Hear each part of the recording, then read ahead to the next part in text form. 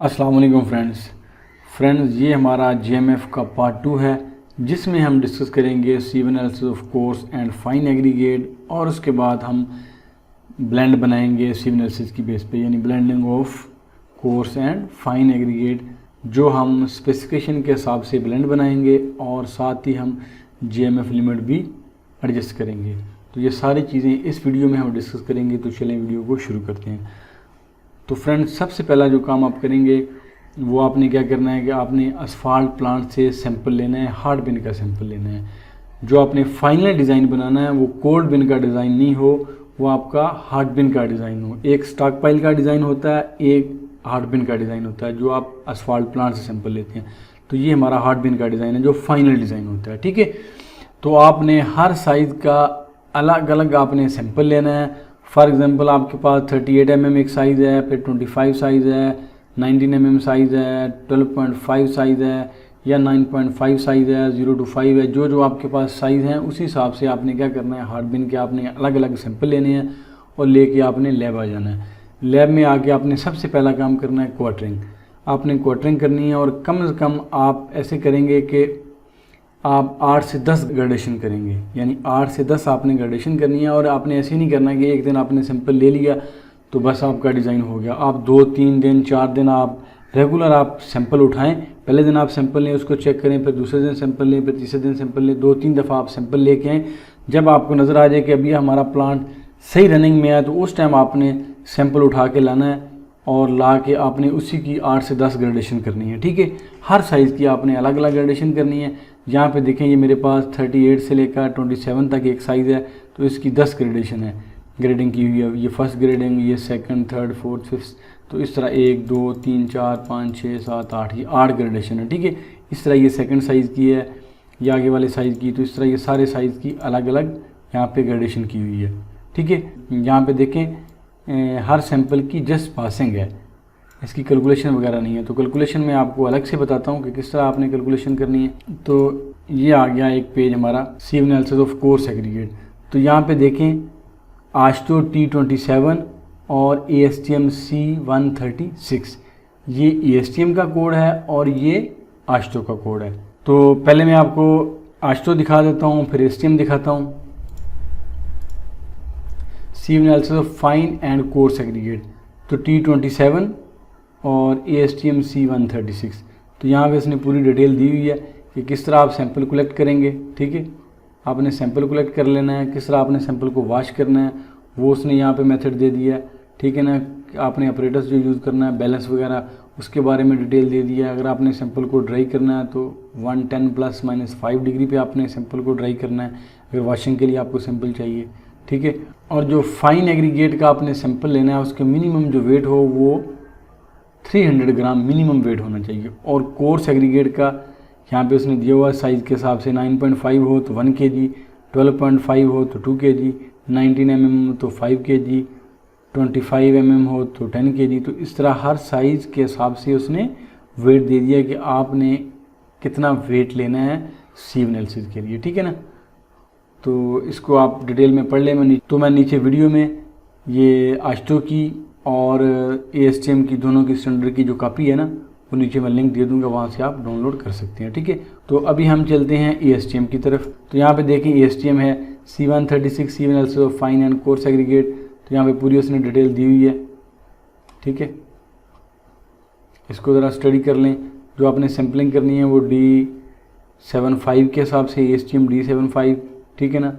जो आपको फिर फाइन एग्रीगेट के लिए 300 ग्राम, कोर्स एग्रीगेट के लिए सेम आस्टो की तरह उसने वेट दे दिया। 9.5 के लिए 1 kg, 12.5 के लिए 2 kg। आप कोई भी फॉलो कर सकते हैं, ASTM फॉलो कर लें या आस्टो फॉलो कर लें, ठीक है। जो आपके पास स्टैंडर्ड है या जो आपकी स्पेसिफिकेशन कह रही है कि आपने ASTM को फॉलो करना है या आस्टो को फॉलो करना है। तो अगर आपने सैंपल को ड्राई करना है तो 110 ±5 डिग्री पे आपने ड्राई करना है। तो आगे पूरी डिटेल दी है, फार्मूला भी उसने बता दिया किस तरह आपने कैलकुलेशन करनी है। बाकी मैं आपको फॉर्म में भी बता दूंगा किस तरह आपने कैलकुलेशन करनी है, ठीक है। तो फिर नीचे ये स्टैंडर्ड एविएशन और ये सारी चीज़ें दी हुई हैं कि किस तरह आपने स्टैंडर्ड एविएशन के हिसाब से इसको चेक कर सकते हैं। ये खैर हमारे काम की इतनी ख़ास चीज़ नहीं है, इसको आप नहीं देखें। अगर ज़रूरत पड़े तो फिर इसको देखते हैं, नॉर्मली इसकी ज़रूरत नहीं होती, ठीक है। अभी हम चलते हैं फॉर्म की तरफ। तो फॉर्म चेक करते हैं किस तरह बनाएंगे। तो ये हमारे पास एक फॉर्म है जिसमें टोटल वेट है सैंपल का, सैंपल 1, सैंपल 2। तो आपने क्वार्टरिंग कर ली, क्वार्टरिंग करके आपने सैंपल ले लिया। सैंपल लेके आपने क्या करना है, अगर तो आपका सैंपल देखें, आपने हार्ट बिन का सैंपल लिया है तो सैंपल आपका ड्राई होगा। जस्ट आपका जो 0 to 5 या आपका फिलर है उसकी वाशिंग रिक्वायर्ड होगी। बाकी जो आपका कोर्स एग्रीगेट है 4 से ऊपर उसकी वाशिंग रिक्वायर्ड नहीं है। जस्ट आपने जैसे ही आपने प्लांट से लेके आना है, अलग अलग आप क्वार्टरिंग करके सैंपल निकाल लें और उसकी आप ग्रेडिंग स्टार्ट कर दें। तो ये सैंपल 1 है, सैंपल 2 है। तो ये जो हमारी है return weight, cumulative return weight, ठीक है, जो आपका इकट्ठा वेट आ रहा है वो वाला। ये 37 पे हमारा 0 था, 25 पे हमारा इतना वेट आ गया, 19 पे इतना आ गया और 12.5 पे इतना वेट आ गया। तो हम रिटर्न परसेंट कैसे निकालेंगे, जो हमारी रिटर्न वेट होगा, return wait divided by total weight multiply by 100, आपके पास क्या आ जाएगी, रिटर्न परसेंटेज आ जाएगी।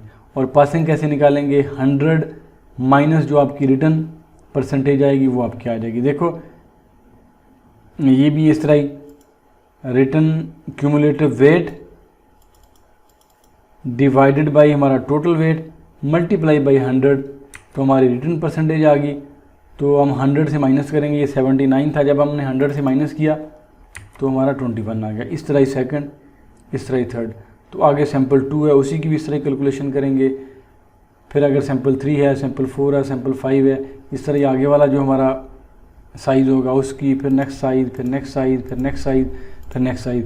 लेकिन जो जैसे 0 से लेकर 2.36 है और ये फिलर है, या 0 to 5 आपके पास जो भी 4 नंबर की पासिंग होगी, जो भी आपका फिलर होगा, या 0 to 5 या जिसको स्टोनडस बोलते हैं, खाका बोलते हैं, उसको आपने क्या करना है, आपने सबसे पहले उसको, ड्राई तो वो ऑलरेडी होगा, आपने उसका टोटल वेट लेना है। टोटल वेट लेके आपने उसकी वॉशिंग करनी है, वॉशिंग करके आपने उसको ड्राई करना ओवन में रख के, ठीक है। ड्राई करने के बाद फिर आपने क्या करना है, फिर आपने उसकी सीव एनालिसिस करनी है, ठीक है। तो अभी हम चलते हैं जीएमएफ की तरफ, वहाँ पे हम देखते हैं कैसे हमने सीव एनालिसिस की थी और कैसे हम ब्लेंड स्टार्ट करेंगे। तो ये हमारे फर्स्ट साइज़ की पासिंग आ गई हर सैंपल की, ठीक है। सेकंड की, थर्ड की, फोर्थ की, फिफ्थ की, सिक्स की, सेवन्थ की, ठीक है ना। तो ये हमारे पास यहाँ पे 7 साइज़ बनते हैं, फिलर 3 से 0, 6 से 3। तो ये सारे साइज़ की हमारी सीव एनालिसिस होगी। तो अभी हम चलते हैं ब्लेंड की तरफ। तो यहाँ पे हमारे पास आ गया ब्लेंड, आ गया blending of aggregate for GMF asphalt concrete base course, ठीक है। तो यहाँ पे प्रोजेक्ट नेम आ गया, डेट वगैरह जो आपकी होगी वो। तो ये आ गया हमारा फर्स्ट साइज़, ये सेकंड, ये थर्ड, इस तरह अलग अलग साइज़ आ गया। तो ये जो फर्स्ट साइज़ है उसकी पासिंग है, ये एवरेज पासिंग है, ठीक है, जो आपकी एवरेज आएगी। यहाँ पे मैं आपको दिखाता हूँ, इधर देखें, ये 8 सैंपल थे, तो उनकी यहाँ पे हमने क्या कर दी, एवरेज ऑफ 8 सैंपल।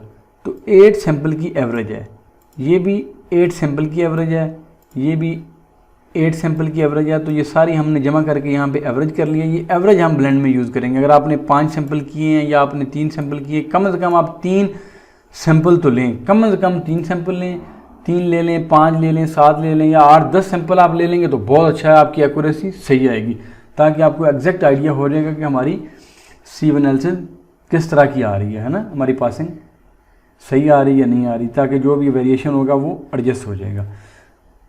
तो ये पहला साइज़ है, उसकी पासिंग एवरेज आ गई। फिर ये दूसरा साइज़ है, उसकी आ गई, ठीक है। यहाँ पे हम इसको देख लेते हैं, यहाँ पे हमारे जो 7 साइज़ थे उसकी क्या आ गई, पासिंग आ गई।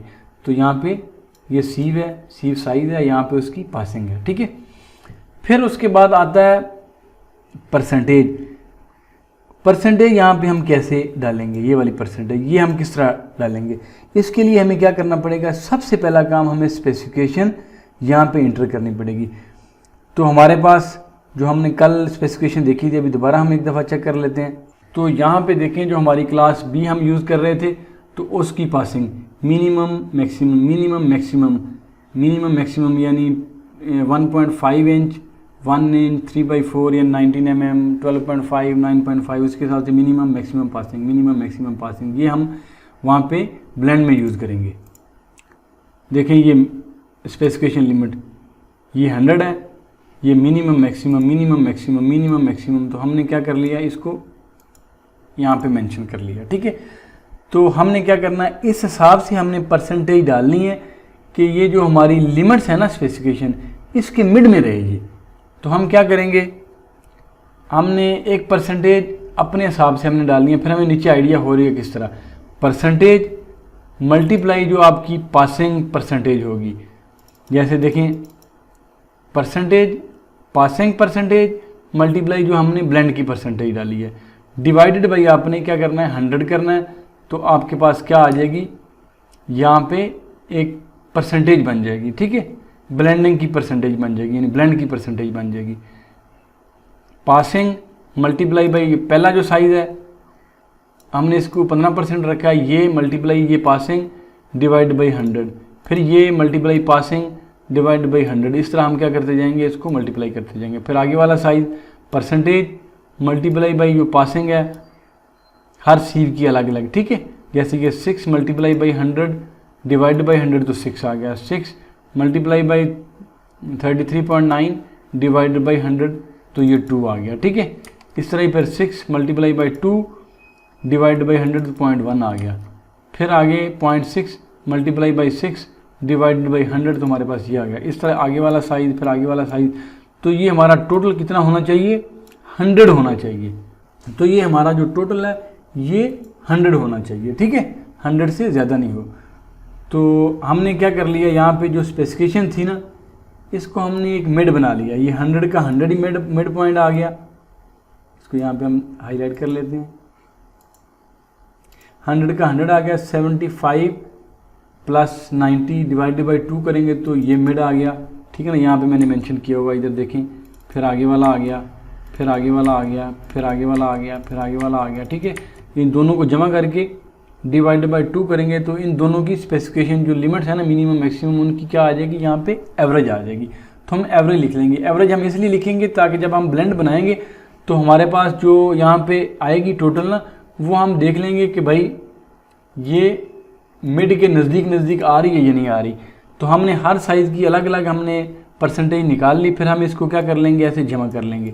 इसको देखिए हमने जमा किया तो ये तो टोटल, क्योंकि यहाँ पे ये 100% पास आ रहा था तो ये 100 ही आएगा। फिर हमने इस सारे को जमा किया तो ये आ गया, फिर हमने इस सारे को जमा किया तो ये आ गया, फिर हमने इस सारे को जमा किया तो ये आ गया, फिर हमने इस सारे को जमा किया तो ये आ गया। इस तरह हम सबको जमा कर लेंगे तो मिड पॉइंट देखते जाएंगे। इसका मिड पॉइंट कितना था, 82.5। इस स्पेसिफिकेशन का मिड पॉइंट कितना था, 82.5। तो देखिए हमारा 82.6 आ रहा है, तो ठीक है। फिर इसका था 72.5 तो 72.5, इसका 62.5, इसका 62.7, इसका 52.5 तो इसका 53.5। तो यहाँ पे आप देखें, हम इसको अगर फॉर एग्जांपल प्लस माइनस है तो हम इसको चेंज भी कर सकते हैं। यहाँ पे ये 15 है तो मैं इसको कर देता हूँ फॉर एग्जांपल 20 कर देता हूँ। मैंने इसको 20 कर दिया तो देखें ये 105 हो गया, लेकिन हमें यहाँ पे कुछ और थोड़ा बहुत एडजस्ट करना पड़ेगा। मैं इसको फॉर एग्जांपल कर देता हूँ 20, इसको भी मैं 20 कर देता हूँ, तो ये 1 का फ़र्क आ रहा है, डिफरेंस 1 आ रहा है, तो मैं इसको 5 कर देता हूँ। तो देखें ये हमारे मिड के नज़दीक आ रही, नहीं आ रही, क्योंकि यहाँ पे हमारा मिड है 82.5 लेकिन ये 78.8 आ रहा है, ये 72.5 है तो ये 69.6 आ रहा है। तो हम यहाँ पे परसेंटेज को इस तरह हम एडजस्ट करेंगे कि ताकि जो हमारा मिड पॉइंट है उसके नज़दीक कोशिश करेंगे बिल्कुल मिड पॉइंट पे ही आ जाए तो वेल एंड गुड। अगर मिड पॉइंट पे नहीं आती तो कम से कम मिड पॉइंट के नज़दीक रहे। ठीक है ना, तो ये आपने क्या कर लेना है, यहाँ पे आपने परसेंटेज को इस हिसाब से आपने एडजस्ट कर लेना है कि आपके मिड पॉइंट के नज़दीक आ जाए। ठीक है, जब ये चीज़ आ जाए तो फिर हम आगे वाला काम करेंगे, हम GMF लिमिट बनाएंगे। तो GMF लिमिट को हम कैसे बनाएंगे, उसके लिए यहाँ पे ये टॉलरेंस है, तो ये हमारा क्या आ गया, टॉलरेंस आ गया। तो टॉलरेंस हम कैसे देखेंगे, स्पेसिफिकेशन पे चलते हैं, नीचे हम आ जाते हैं टॉलरेंस पे। तो ये देखें टॉलरेंस दिया हुआ है, रिटेन नंबर 4 एंड लार्जर ±7.0। ठीक है, तो आगे पासिंग नंबर 4 to 100 सीव, तो इसका 4 प्लस माइनस है और पासिंग नंबर जो 200 है उसका ±1 है। तो यहाँ पे देखें 4 नंबर की जो सीव है उससे ऊपर 7 था तो ±7, फिर आगे वाला का ±7, फिर आगे वाले का +7, फिर आगे वाले का +7, और यहाँ पे था 4 से लेकर यानी 200 सीव से ऊपर 4 नंबर से लेकर ना तो ये 4 यहाँ पे +-4, यहाँ पे +-4 और यहाँ पे +-4, जो 200 की चीज़ थी वहाँ पे +-1 था, तो वो हमने 1 मेंशन कर दिया। तो ये GMF लिमिट हम कैसे बनाएंगे, जो हमारे पास जो कंबाइन ग्रेडिंग आएगी, ये वाली जो कंबाइन ग्रेडिंग हमारे पास आएगी, ये देखो 100 है तो ये तो 100 ही रहेगा, ठीक है। आगे हमारा आ रहा था यहाँ पे, तो हमने यहाँ पे चेंज किया था, थोड़ा सा हम इसको एडजस्ट कर लेते हैं। जो हमारा पहला था वो वाला आ गया, तो हम इसको हाईलाइट कर लेते हैं, ठीक है। 82.6 था, तो हमने क्या कर दिया 82.6 प्लस हम क्या करेंगे 7 करेंगे और -7 करेंगे। जब हमने माइनस किया तो 82.6 को हमने माइनस किया तो ये 76 आ गया, यहाँ पे माइनस कर दिया। फिर आगे हमने प्लस किया तो 90 आ गया, ठीक है। अगर फॉर एग्जांपल 1% या 2% या %% आपकी मिनिमम और मैक्सिमम से ज़्यादा जा रहा है तो आपने स्पेसिफिकेशन से आउट नहीं जाना, जितनी आपकी स्पेसिफिकेशन होगी वो आप मेंशन कर देंगे। अगर आप मिड में रखेंगे तो बिल्कुल एग्जैक्ट आ जाएगा। अगर फॉर एग्जांपल 1-आधा% प्लस माइनस है तो आप फॉर एग्जांपल यहाँ पे देखें, अगर हमारा ये 74 बन रहा होता तो हम इसको 75 ही मेंशन करेंगे, 74 मेंशन नहीं करेंगे। तो यहाँ पे हमारा सही आ रहा है, 75 से 90 आ रहा है, तो यहाँ पे क्या है 76 आ रहा है, तो ये ठीक है। ये 90 तक जा रहा है तो एग्जैक्ट है हमारा, ठीक है। आगे क्या है 76.5 +-7 करेंगे, तो 7 को माइनस कर दिया तो कितना आ गया 65, हमारा 65 है, ठीक है। यहाँ पे 80 था, प्लस हमने 7 किया तो हमारा 79 आ रहा है। तो यहाँ पे 72.5 था, तो हमने -7 किया तो 65 आ रहा है, हमारा लिमिट में है। हमने 7 प्लस कर दिया, यहाँ पे 80 था तो 79 आ रहा है, ये भी ठीक है। आगे 62.7 है, तो हम यहाँ पे हमने 7 माइनस किया 56, ये भी लिमिट में है, देखो 55 है। आगे हमने 7 प्लस कर दिया। तो इस तरह हम क्या करेंगे, सबको माइनस और जमा करते जाएंगे जो हमारा टॉलरेंस है। तो टॉलरेंस को इस तरह हम जमा करके हम क्या बना लेंगे, JMF लिमिट बना लेंगे, ठीक है। इसको मैं कर देता हूँ ग्रीन, इसको हमने ग्रीन कर दिया।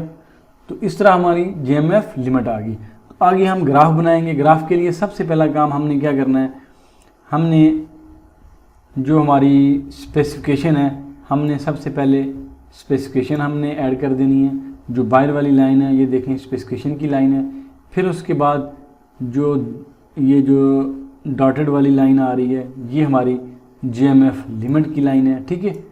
तो फिर ये जो सेंटर वाली ये जो स्मॉल डॉटेड लाइन आ रही है ये हमारी क्या है, कंबाइन ग्रेडिंग है। तो हम इस तरह कंबाइन ग्रेडिंग बनाएंगे। तो यहाँ पे साइड पे भी मैंने ये चीज़ें मेंशन की हुई हैं, तो यहाँ से डायरेक्टली ये ग्राफ बन जाता है। तो इस तरह हम ग्राफ बना लेंगे, तो इस तरह हम ब्लेंडिंग कर लेंगे।